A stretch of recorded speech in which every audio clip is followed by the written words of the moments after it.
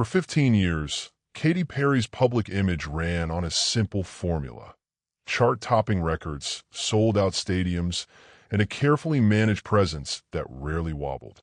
In the span of a single week, in April 2026, that image collided with something she couldn't control: a public allegation from a former friend, a police statement confirming an active investigation, and a wave of resurfaced stories that reframed a decade and a half of her public life.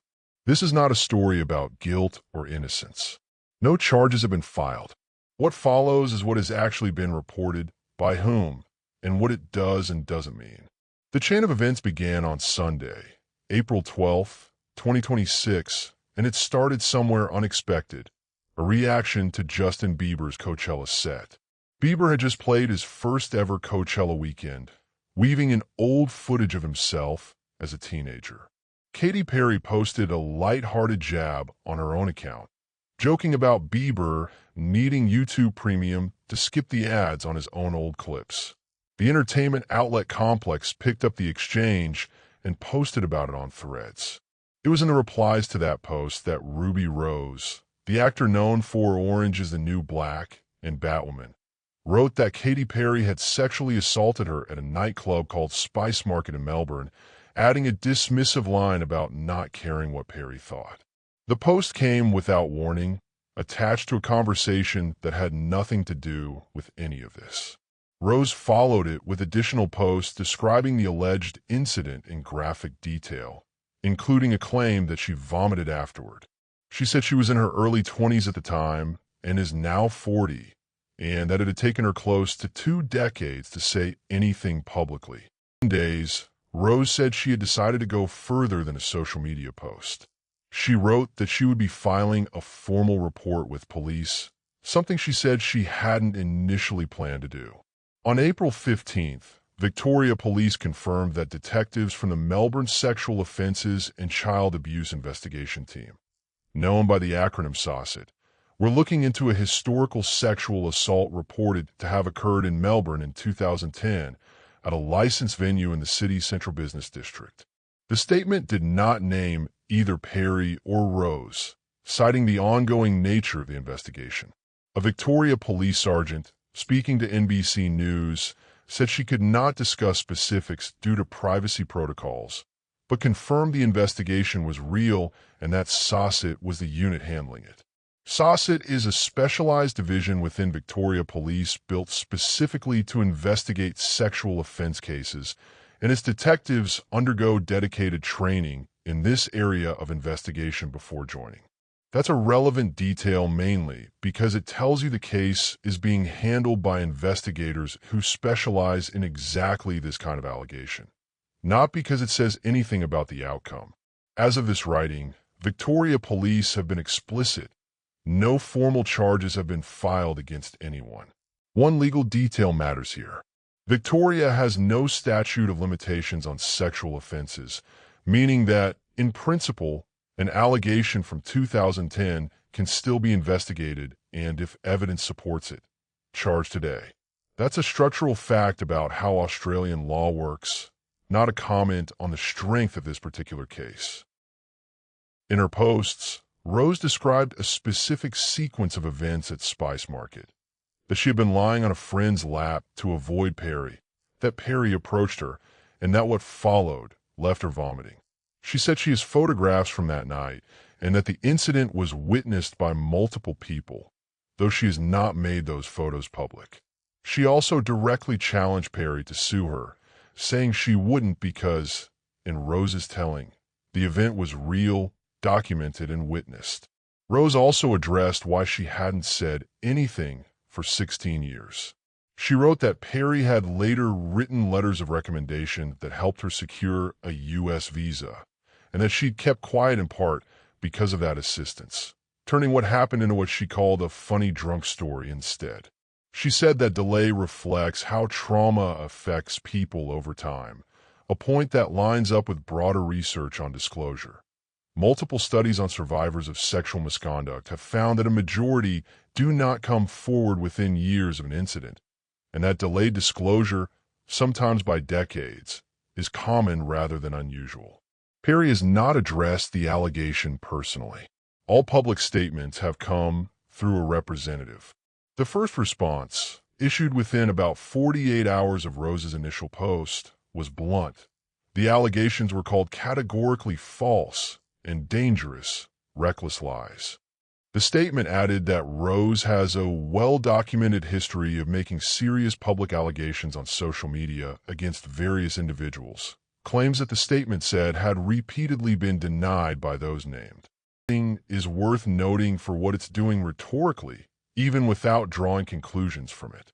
It's a categorical denial paired with an attempt to frame the accuser's credibility, a combination that legal observers have pointed out often signals preparation for a possible defamation claim rather than just a PR response.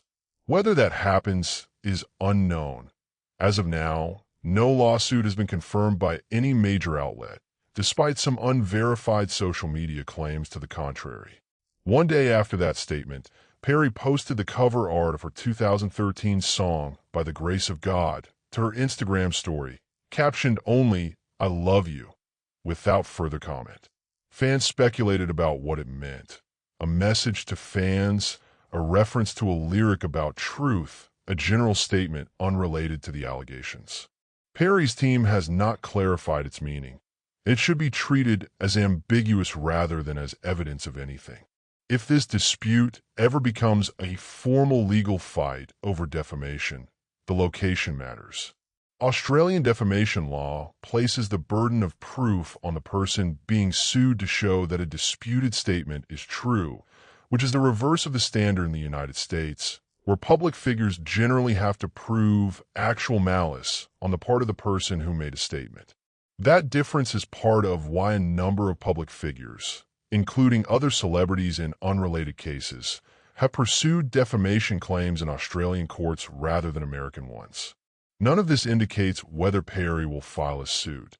It's simply the legal backdrop that shapes what either side's options look like. Spice Market operated in Melbourne CBD from 2009 until it permanently closed on January 1st, 2026, just over 3 months before Rose's public allegation. According to a former manager of the club who spoke to reporters, Perry and Rose were both present at the venue on the night in question, along with a member of Perry's team and a friend of Rose's. He described a chaotic, crowded night and said staff eventually arranged for the group to be taken out through a back exit and driven away, reportedly toward another well-known Melbourne venue. He also said he was not personally aware of any misconduct or of anyone being sick that night, a statement that describes what he did or didn't witness, not a denial that anything happened out of his sight. Because the club closed before the investigation began, potential physical evidence, such as security footage, is almost certainly unavailable. Nightclubs in Australia in 2010 typically retained CCTV footage for a matter of weeks, not years, meaning any recording from that night would have been deleted long before this case became public. It's also worth noting that the alleged incident predates Instagram, which launched in October 2010, so there's no expectation of contemporaneous photo or video evidence from social media, unlike scandals involving more recent events. One complicating detail has drawn significant attention. In 2011, Rose wrote a column for News.com, the U describing a version of that same night, but framed as a lighthearted cautionary tale about relapsing after a period of sobriety, ending in her being sick near Perry, rather than as an account of assault. She has since said she deliberately downplayed what happened at the time because she didn't know how else to process it, and that she chose not to jeopardize her relationship with someone who had helped her professionally. Dispute proceeds toward any legal proceeding, because a contemporaneous written account that differs from a current allegation is the kind of material defense lawyers typically use to challenge credibility. It doesn't disprove Rose's current account. Inconsistency in how survivors describe or process an experience over time is well documented in trauma research, but it's a real complicating factor for anyone assessing how a formal case might unfold. Some coverage has also revisited Rose's history of other public conflicts, including her departure from the CW series Batwoman in 2020, after which she alleged a hostile work environment on set. Warner Brothers disputed her account at the time, and her former co-star Doug Ray Scott publicly called her claims untrue. That dispute never resulted in litigation or any formal finding. It's mentioned here only because Perry's own statement referenced it, not as evidence for or against the current allegation, which stands as a separate matter with its own investigation.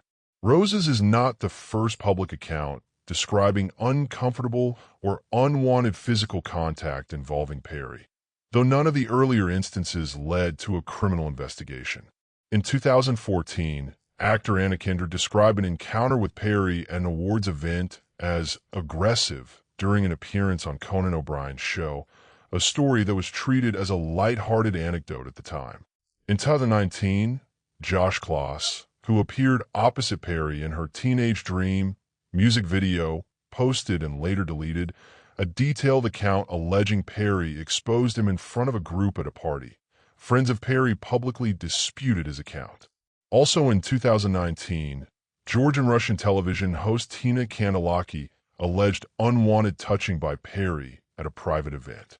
In 2018, a then 19-year-old American Idol contestant named Benjamin Glaze described an unexpected on-lips kiss from Perry during a televised audition as something that left him uncomfortable, though he did not characterize it as harassment. None of these accounts resulted in legal action, and Perry has either denied them through representatives or not addressed them publicly at all.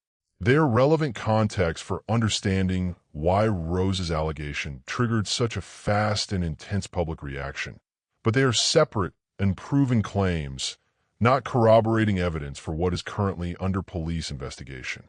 Several things could move this story forward, and several people control them. Rose has said she possesses photographs from that night and has named at least 2 potential witnesses: a friend she says she was near during the incident and a male friend who was reportedly also present.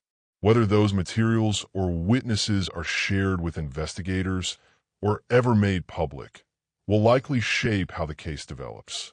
On Perry's side, the central open question is whether her team pursues a defamation claim in Australia, where, as noted, Rose would bear the burden of proving her allegation true.